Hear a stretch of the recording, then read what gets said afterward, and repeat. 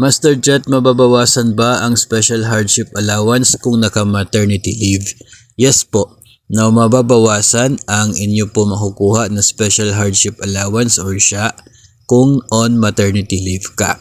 Bakit po? Kasi based sa guidelines, actually ito po doon po sa guidelines na DepEd Order 39 Series of 2021 na existing po siya effective until December 2023. Ngayon 2024 kasi wala pang guidelines pero most likely dahil hindi po magbabago itong portion na ito ng guidelines po.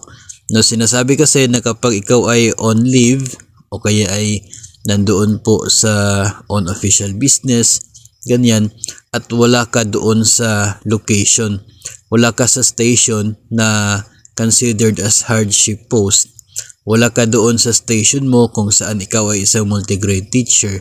Pag ganun po yung case ay hindi ka eligible sa hardship allowance for those days na ikaw ay wala sa station mo.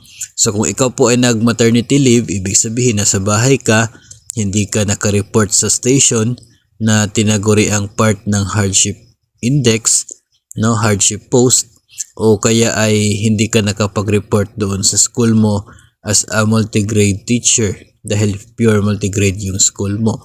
So walang hardship na nangyari in your part, no, doon related sa trabaho, kaya hindi siya counted as hardship allowance na matatanggap. So definitely mababawasan yung hardship allowance mo kapag ikaw ay on maternity leave.